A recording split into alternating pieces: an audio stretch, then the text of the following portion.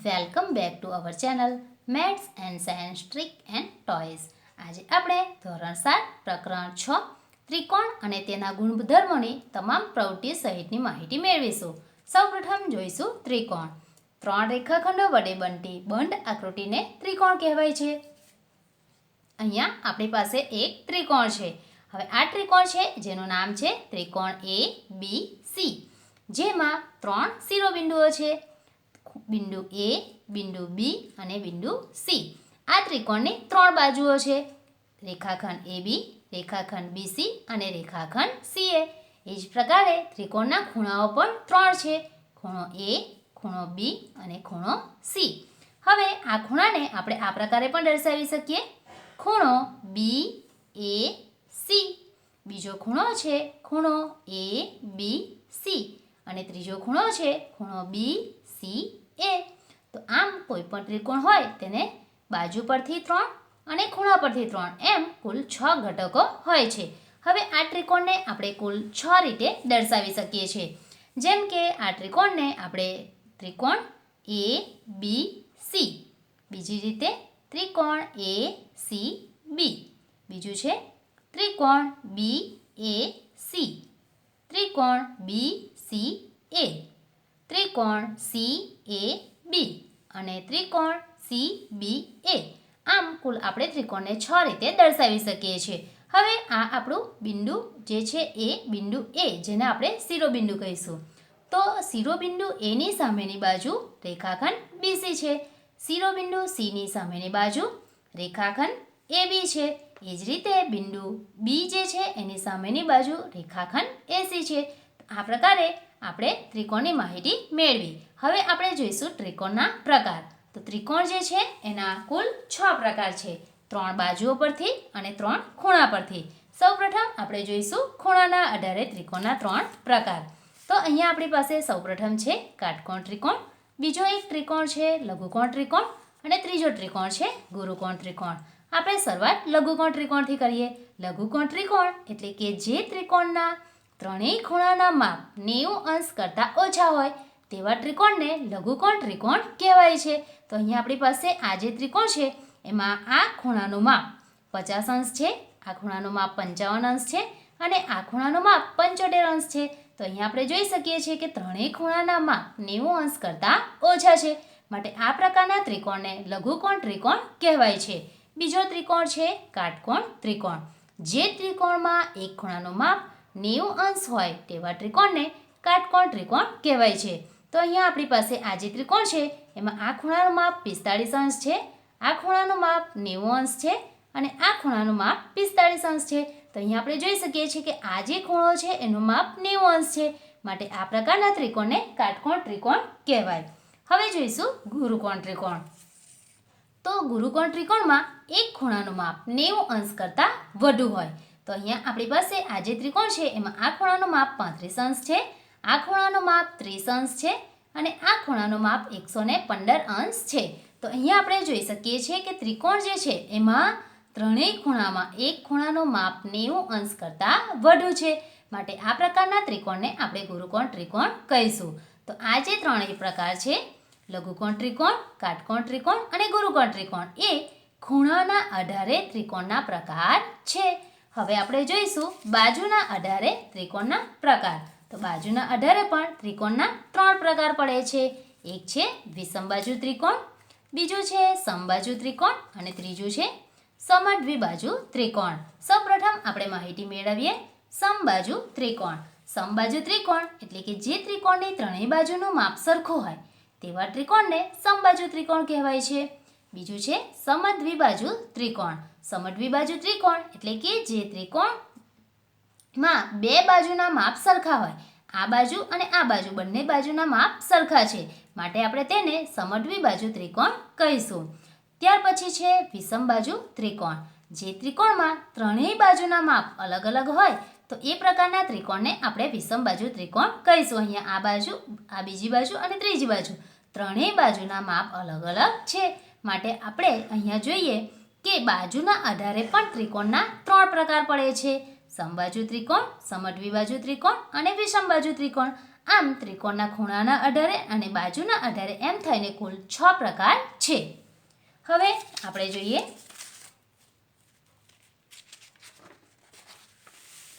અહીં કેટલાક ત્રિકોણો દર્શાવ્યા છે. તો એ ત્રિકોણના નામ બાજુમાં આપણે જોઈ શકીએ છીએ. હવે આપણે ત્રિકોણની મધ્યગા પ્રવૃત્તિ દ્વારા શોધીએ. તો સૌપ્રથમ એ માટે આપણે એક સમબાજુ ત્રિકોણ લઈશું. હવે ત્રિકોણની મધ્યગા શોધવા માટે સૌપ્રથમ આપણે 2 પોઈન્ટને યાદ રાખીશું. નંબર 1, આપણે ત્રિકોણ જે આપ્યો હોય એમાં બાજુ જે છે એનું મધ્યબિંદુ શોધીશું. તો આપણે અહીંયા આ એક બાજુ છે જેનો આપણે મધ્યબિંદુ શોધીએ. તો અહીં આ પ્રકારે વચ્ચેથી ફોલ્ડ કરી બંને ભાગ સરખા થાય ત્યાં આપણું મધ્યબિંદુ આવશે. તો આ જે બાજુ છે એનું મધ્યબિંદુ આ છે. તો મધ્યબિંદુ અને તેની સામેના શિરોબિંદુને જોડતી જે રેખા છે એને આપણે મધ્યગા કહીશું. તો અહીં આ જે ત્રિકોણ છે એમાં આ એક આપણી મધ્યગા થશે. હવે આપણે બીજી બાજુ લઈશું, તેનું મધ્યબિંદુ શોધીશું આ પ્રકારે, અને આ મધ્યબિંદુની સામેનું શિરોબિંદુ તેને જોડતી રેખા દોરીશું. એટલે આ આપણી બીજી મધ્યગા થશે. હવે આપણે આ તરફથી ફોલ્ડ કરીશું અને તેનું મધ્યબિંદુ શોધીશું.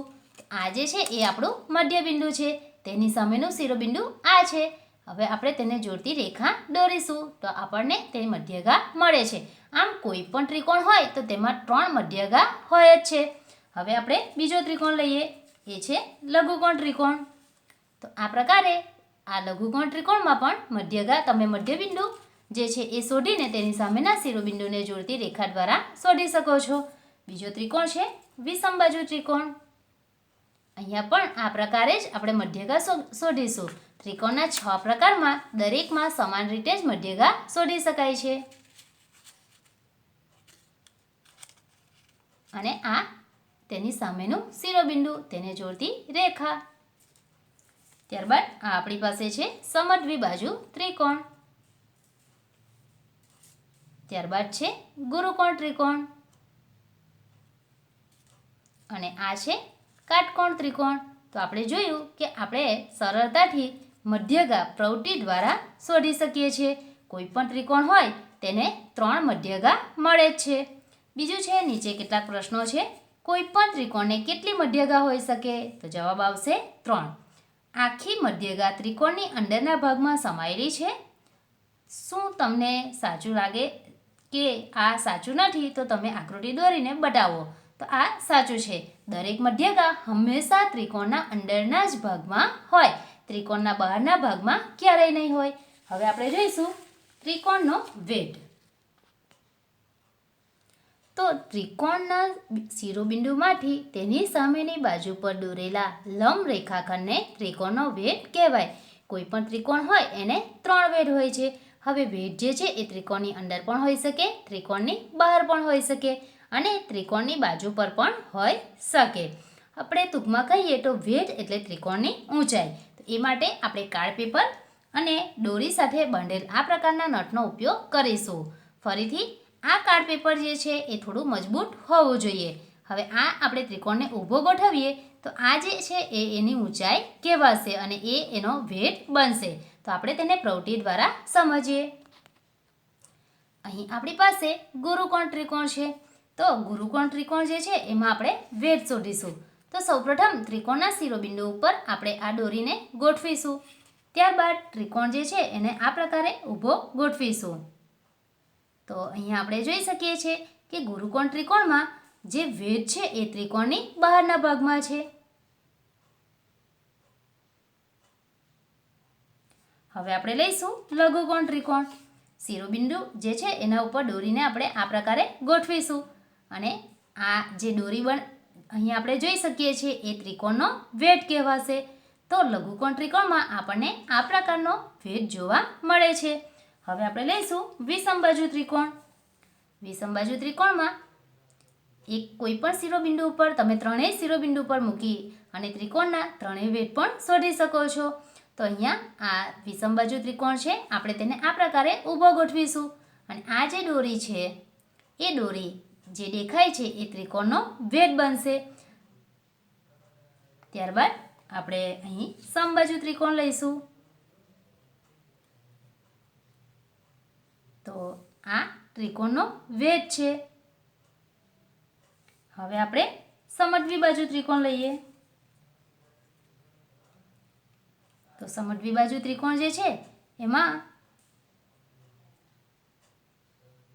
આ પ્રકારે આપણે ત્રિકોણ જે છે એનો વેધ શોધી શકીએ છીએ. હવે આપણે લઈશું કાટકોણ ત્રિકોણ. તો કાટકોણ ત્રિકોણ જે છે એમાં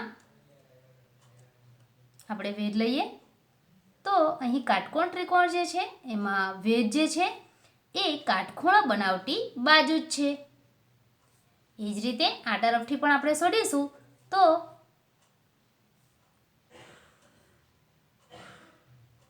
અહીંયા આપણે જોઈ શકીએ છીએ ત્રિકોણનો વેધ એ કાટખૂણો દર્શાવતી બાજુ છે.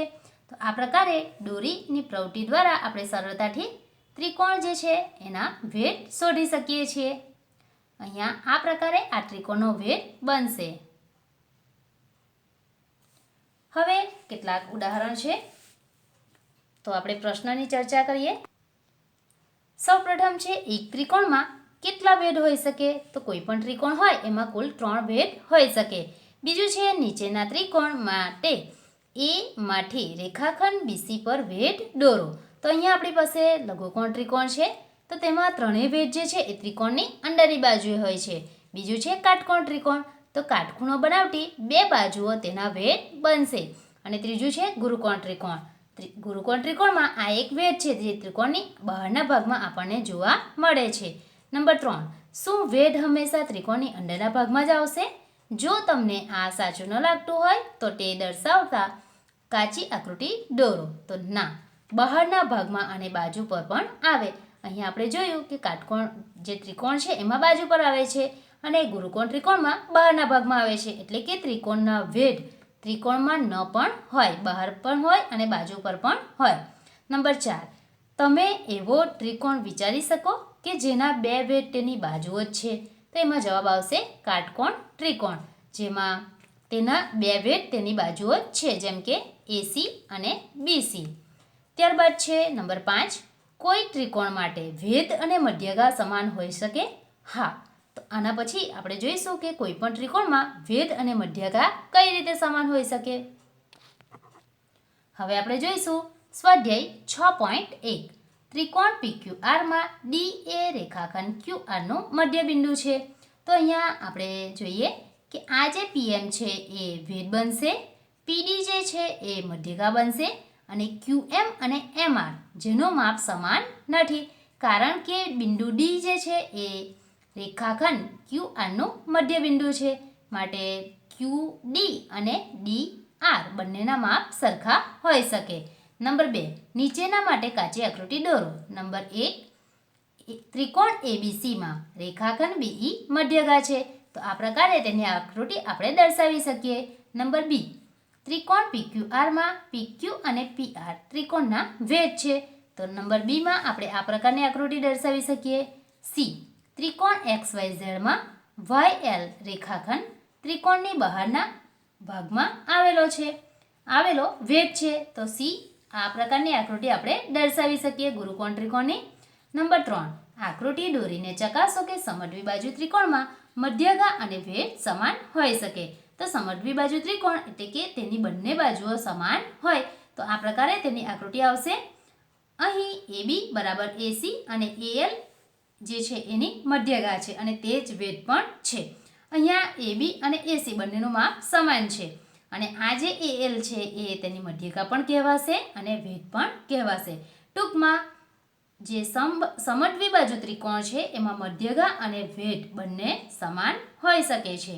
હવે આપણે જોઈશું ત્રિકોણનો બહિષ્કોણ. તો ત્રિકોણના બહિષ્કોણને આપણે એક પ્રવૃત્તિ દ્વારા સમજીએ. તો એ માટે સૌપ્રથમ આપણે એક આ પ્રકારનો ત્રિકોણ દોરીશું જેનું નામ છે ત્રિકોણ AB અને C. હવે આ જે ત્રિકોણ છે એની બહારના જે રેખાખંડ BD છે એના ઉપર એક બિંદુ C આવેલું છે. હવે આ જે છે ખૂણો ACB એ બહિષ્કોણ છે. હવે આ એક માપખૂણો A છે અને માપખૂણો B છે, જેને આપણે પેપરના કટિંગ વડે આ પ્રકારે દર્શાવેલા છે. હવે સૌપ્રથમ આપણે શરૂઆત કરીએ કે આ એ અને બી જે ખૂણો છે એ ત્રિકોણના અંતઃસમુખ કોણ કહેવાય છે. આ અંતઃસમુખ કોણ અને આ પણ અંતઃસમુખ કોણ છે. અને ખૂણો ACDના દૂરના અંતઃસમુખ કોણ ACD એના દૂરના અંતઃસમુખ કોણ પણ કહેવાય છે. હવે આ એ ખૂણો અને બી ખૂણાને આપણે આ પ્રકારે કાપ્યો છે. હવે આ જે ખૂણો છે એને આપણે આ પ્રકારે ઉપર ગોઠવીશું. તો અહીંયા આપણે જોઈ શકીએ છીએ કે માપ ખૂણો ACD બરાબર માપ ખૂણો A વત્તા માપ ખૂણો B.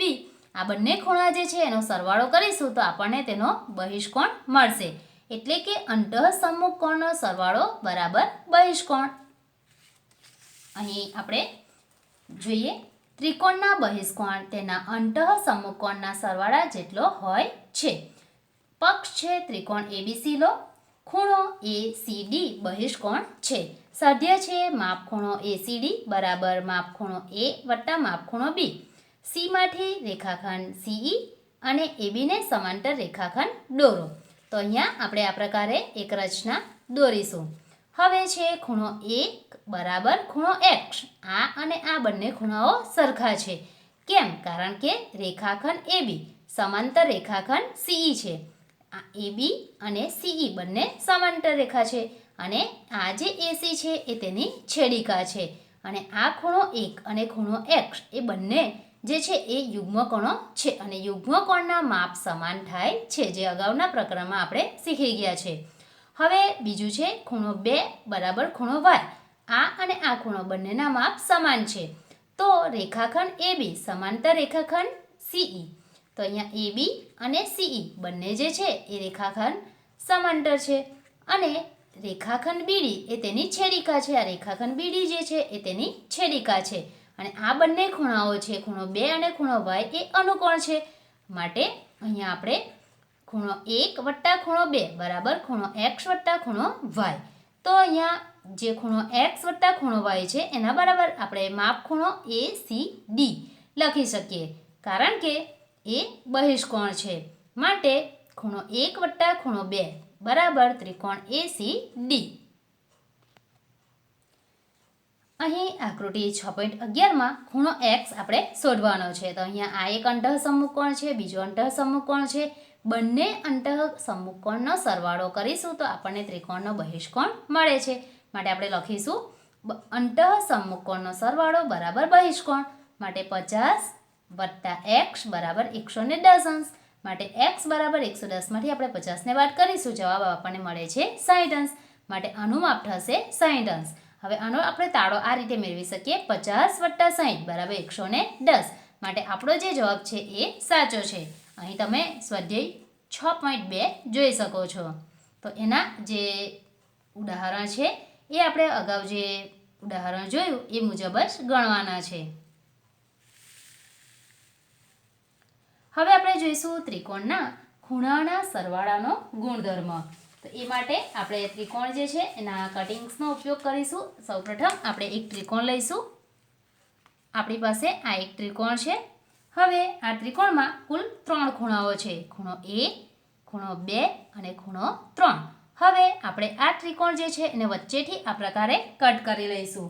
તો અહીંયા આપણે વચ્ચેથી કટ કરીશું તો આપણને એના 3 ખૂણાઓ અલગ જોવા મળે છે. હવે આપણે એક સીધી લાઈન દોરીશું અથવા તો એક કાગળનો ઉપયોગ કરીશું. અહીંયા આપણે એક કાગળનો ઉપયોગ કર્યો છે. હવે આ ત્રણેય ખૂણાને આ કાગળની ઉપર આપણે સીધી લાઈનમાં ગોઠવવાના છે. ખૂણો 1,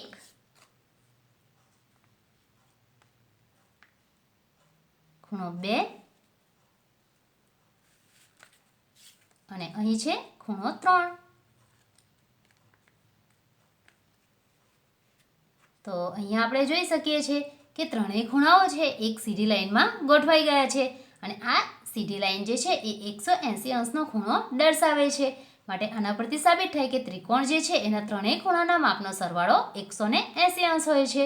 ત્રિકોણના 6 પ્રકારમાંથી કોઈ પણ પ્રકાર જે આપણે કટિંગ કરીને લઈએ તો દરેક ત્રિકોણ જે છે એના ત્રણેય ખૂણાના માપનો સરવાળો 180 અંશ થાય છે.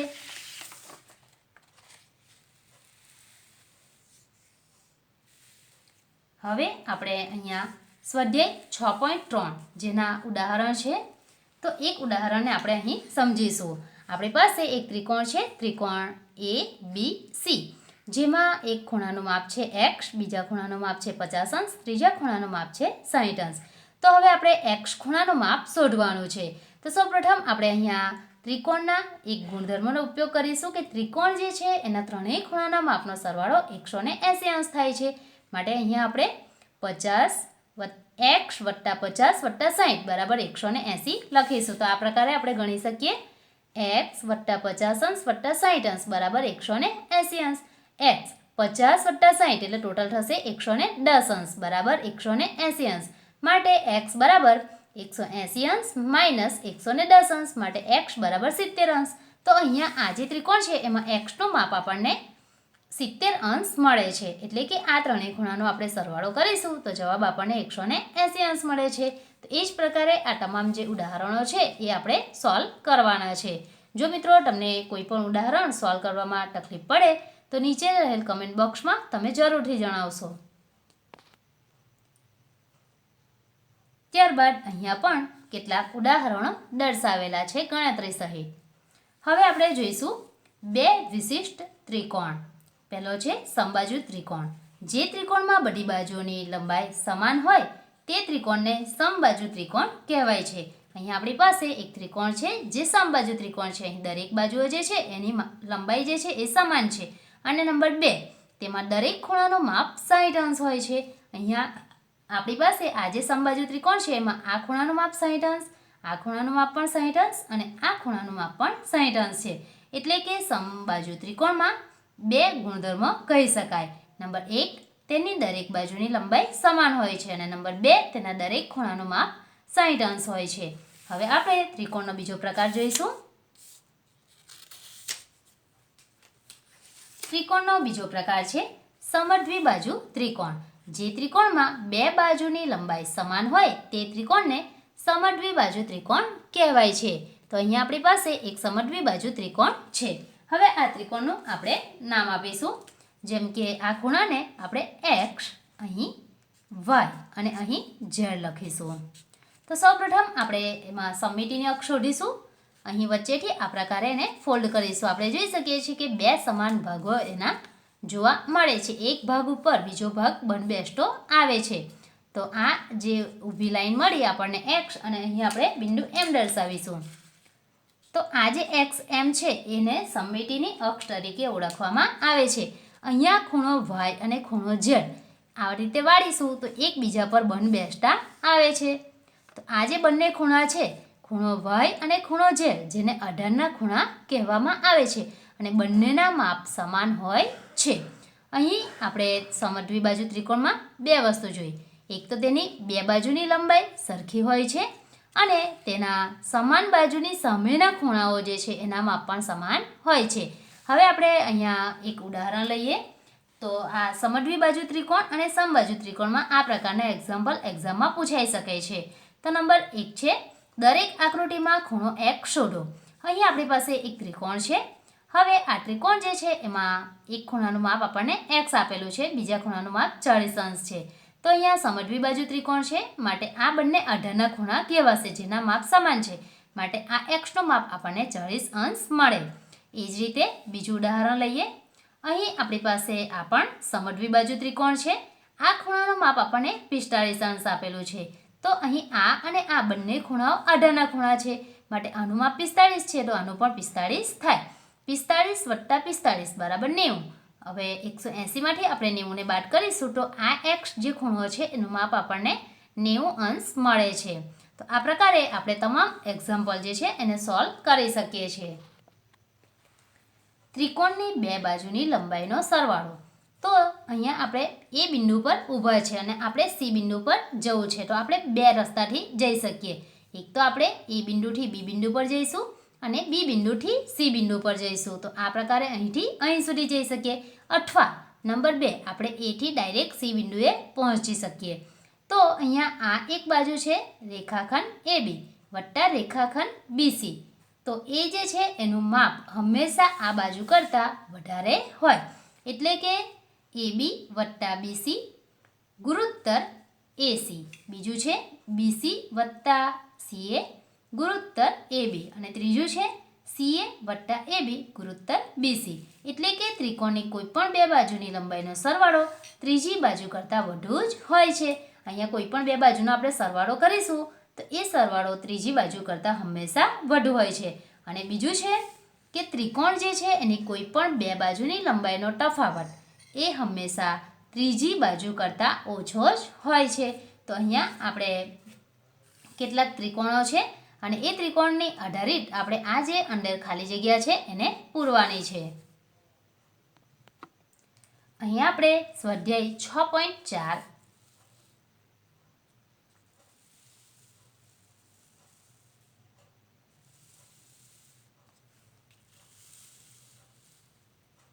હવે આપણે જોઈશું કાટકોણ ત્રિકોણ અને પાયથાગોરસનો ગુણધર્મ.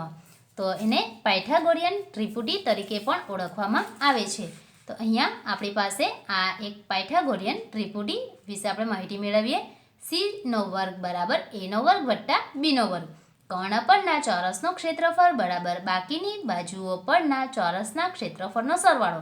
તો અહીંયા આપણી પાસે એક ત્રિકોણ છે જેમાં એક બાજુની લંબાઈ 3 સેન્ટીમીટર છે, બીજી બાજુની લંબાઈ 4 સેન્ટીમીટર છે અને કર્ણની લંબાઈ 5 સેન્ટીમીટર છે. તો આપણે અહીંયા જોઈએ કે આપણી પાસે જે ત્રિકોણ છે એ કાટકોણ ત્રિકોણ છે. હવે આ કાટકોણ ત્રિકોણમાં આ જે 4 છે એના ઉપરથી આપણે એક ચોરસ અહીં દર્શાવેલું છે. તો આ ચોરસ છે એની લંબાઈ પણ 4 સેન્ટીમીટર છે અને પહોળાઈ પણ 4 સેન્ટીમીટર છે. તો આપણે અહીંયા જોઈ શકીએ કે એના કુલ 16 ભાગ થાય છે. એટલે કે આ જે ચોરસ છે એનું ક્ષેત્રફળ 16 થશે. એ જ રીતે 3 સેન્ટીમીટર બાજુ લંબાઈનું અહીં ચોરસ દર્શાવ્યું છે. તો આ જે છે એના કુલ 9 ભાગ થાય છે. એટલે કે જેની લંબાઈ 3 સેન્ટીમીટર અને પહોળાઈ પણ 3 સેન્ટીમીટર છે. તો અહીંયા આપણે 16 વત્તા 9 કરીશું. જવાબ આપણને મળે છે 25, જે કર્ણનો વર્ગ દર્શાવે છે. અહીંયા આપણો કર્ણ જે છે એની લંબાઈ 5 સેન્ટીમીટર છે.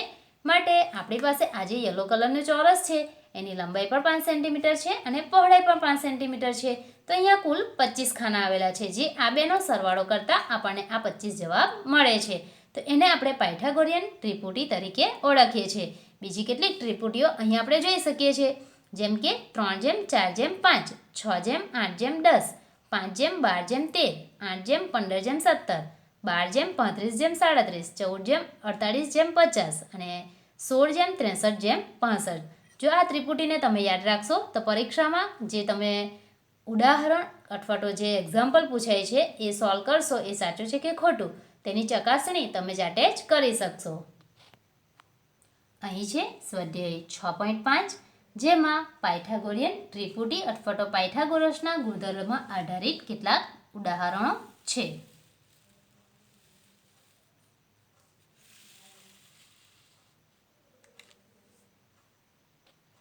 જો મિત્રો તમને આ વિડીયો ગમે તો લાઈક કરશો, મિત્રોમાં શેર કરશો, વિદ્યાર્થીઓ સુધી અવશ્ય પહોંચાડશો અને નીચે રહેલ લાલ રંગના સબસ્ક્રાઇબ બટન પર ક્લિક કરી બાજુમાં રહેલ બેલ આઇકોન પર ક્લિક કરશો, જેથી નવા વિડીયોની નોટિફિકેશન તમને મળતી રહે.